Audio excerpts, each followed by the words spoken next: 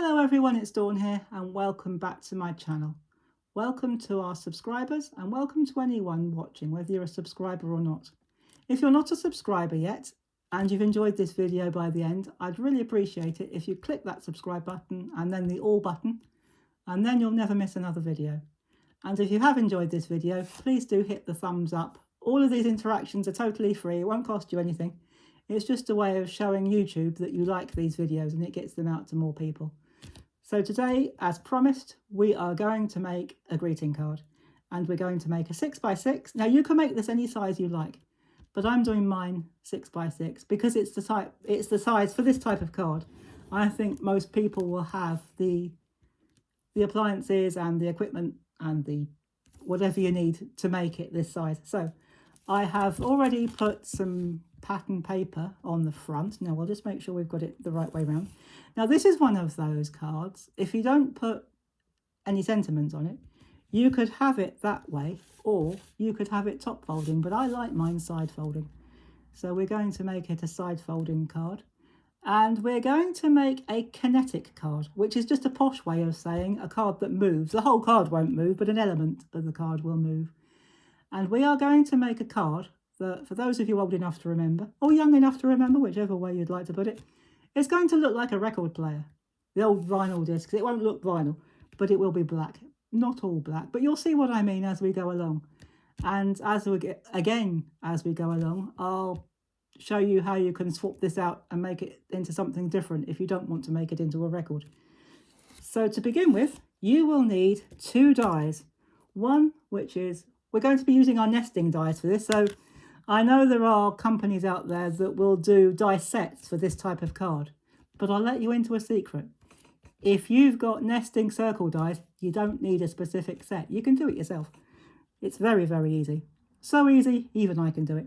And you will need 2 dies for this, as I've said. One, which is 4 inches in diameter, and another, the inner, what I'm calling the inner die, which is 2 inches in diameter. And what you do is I would highly recommend that you tape these down with some low tack tape, such as washi tape or low tack masking tape. I always use washi tape. It always works for me. And just tape it down on both sides, just so that it doesn't slip around inside the machine. And then run it through, keeping it in place. And then when you take your dies out of the machine, you will have a piece that looks like that. So we are using black, or I am using black, because I'm making a record. But if you don't want to make a record, if you want to make something with a bit more colour on it, I'm keeping mine fairly neutral so that it's suitable for any gender or anyone. But if you want to make this more brighter with more colours, you could swap out the background, you could swap out the black and use some floral pattern paper, and you can make it into a spinning wreath. You can make it whatever you want. But I'm making it for a record, or to look like a record, because this one's going to someone I know. It's a commission for someone who actually collects vinyl records and said that he would love a card that looks like a record. So we are making a record. But it's a circular card that spins, basically. So you can make it whatever you like, however you like. But for this size, you will need a 4-inch die. I suppose you could make it a bit bigger, but it depends what you're going to put around the outside. So to make this spin, you will need to take your, where's it gone? It's over there. You will need to take your 2-inch die again, and you will need to cut 3 pieces like that, not with the other bit, but just 3 pieces. Now, yes, I've cut mine in white, but don't worry about that because it won't show. We're going to have another piece on top of that. So what I would suggest you do, I've been fiddling with this. In fact, this is the second time I've done this video. Because the first time I cocked it up. Well, no, I didn't actually. I just had a better idea of how to glue them down. Now, I've got a very strong glue, which I wouldn't recommend to anyone unless you're in a well-ventilated area or you're experienced with glue. But any strong glue will do. This one grabs quite quickly, but if you're not as impatient as I am, any PVA style glue will do for this. And what I would suggest you do is put your glue on your first bit like that. Find out where you want it. I want mine roughly in the middle. So that's fine. So I'm quite happy with that position. So stick it down nice and tight. Now what you do, now what I did the first time round, I'll tell you this so that you know not to do it. I decided I wanted to give these a bit more dimension, and I was going to, or I did try to put a foam pad in the middle, but that didn't really work because when I put my circular bit on, it slipped all over the place. So you need to keep the outer edges of your centerpiece completely flush to the paper. You need to stick them down to the paper or down to your card, your greeting card, so that when you put that on, there's no wiggle room. It fits really snug and it'll just spin without moving from side to side. So I was going to leave that there and then put the next bits on, but I'm not going to do that. I'm going to play devil's advocate. I'm going to throw caution to the wind. And what we're going to do, I'm just going to put, because this is quite strong glue, I'm going to be very careful not to touch it, because it's almost like super glue. And if you stick your fingers to it, there is a warning that it can stick your fingers together. And I don't really want to do that. Certainly not on video anyway. So just make sure that it's lined up, perfectly lined up. This is one of those things, it does have to be more or less perfect. Otherwise, it just won't spin. And I've made 3 of these, and I'm going to do that again. 1, 2, 3, that will do, because it will spread as it sits. As you press it down, this particular glue will spread, but I wouldn't recommend this glue because it's not the safest glue in the world to use, especially if you've got children around or anyone who's vulnerable. And so, as I say, use your PVA glue. I'm just using it, A, for convenience because it sticks quickly, and B, I'm impatient. I don't want to wait for it to stick. And then what you need to do, you need to put your wreath or your disc or whatever you're going to make it as. Now that will sit really nicely like that. Now, of course, the only thing you do need to do, if you leave it like that, as soon as you stand it up, the thing's going to fall off again. So you need a disc or a circle that is slightly bigger than that. Not too much bigger because you'll just cover up all this bit. So this measures 2.5 inches. And I'm going to use the same glue. I could have used a bit of foam tape for this, but as we've got our trusty glue, I'm going to do the same. Make sure you don't put the glue on this bit, otherwise it will stick to it and it won't spin.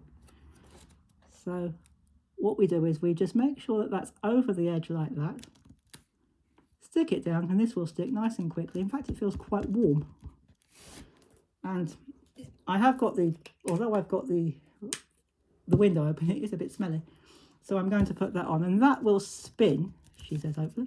If I haven't stuck it to there, give it a bit of a wiggle. That will, oh, there we go. So you might need to just give it a pull. So that will spin really nicely like that, like a record does. Or if you want to use, as I say, you can use floral. If you want to make a floral wreath, a spinning floral wreath, you can do that too. Or instead, or you could make 2. Make one as a record and one as a floral wreath. But if you want it to overlap, I would strongly advise that you make it overlap this way. Don't make it overlap that way, because if it interferes with the mechanism, it won't spin, it'll just stick. So that will spin really nicely, and I'm so pleased with the way that that's come out. What I was going to do, I was going to go the full hog and put a little split pin in there and make an arm to come across like a real record, but I thought, you know what, let's not do that. And because it is supposed to be a record, you need a post in the middle so that the record doesn't slip off. We are just going to use a bit of bling. So I know it's going to a male, but I'm going to put a bit of bling on there just to keep it, just to make it more like a record. If you wanted to, you could use this bit and put a pattern paper on there. I've decided to keep it plain because the person it's going to doesn't like too much fuss on cards. So that will spin round really, really nicely. And do you know what? I'm not going to take it any further than that. Now, for ideas, if you're going to use a record or make it as a record, you could put "You Rock My World" or "If Music Be the Food of Love, Play On." Bit of Shakespeare there for you.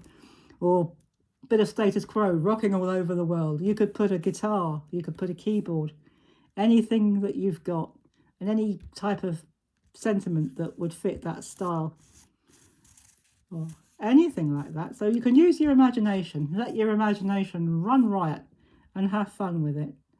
And so, as I say, I'm going to leave this. I probably won't. As I say, I was thinking of putting an arm to go across there so that when it spins underneath. But I thought, no, that might be going a bit too far. I might put that in later, but I very much doubt it. But I might put a sentiment, he likes status quo, so I might put rocking all over the world and maybe have a small guitar in here. But if you are going to put an emblem or an embellishment that's likely to overlap that, I would suggest pop it on this part, keep this part free. For example, if you're going to make a guitar, put a piece of foam tape or foam pad on this part and let the neck, if it's going to be a guitar, go free. Otherwise, this record won't spin. So we just need to keep this spinning. So there we go, guys. There is our I think I'm making that spin the wrong way around. So there is our spinning disc or spinning circle card. I'm going to call it a record card. But there is our spinning circle card. And if I leave that alone and let the glue dry and let it settle, it'll spin a lot better.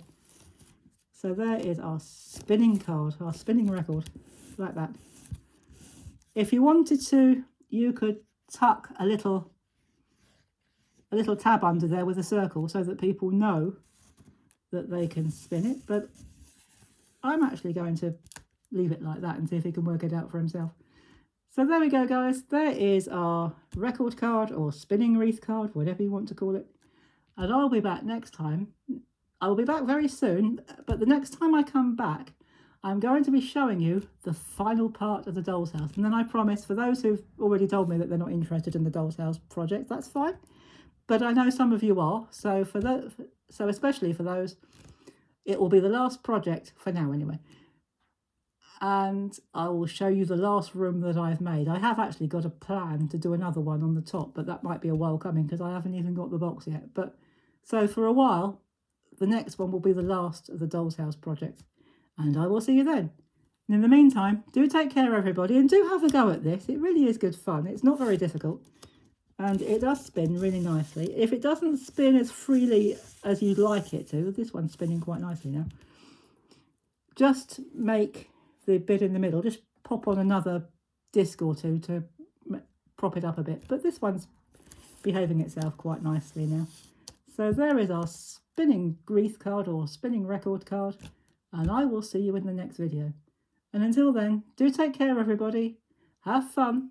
And as always, happy crafting. Bye-bye for now.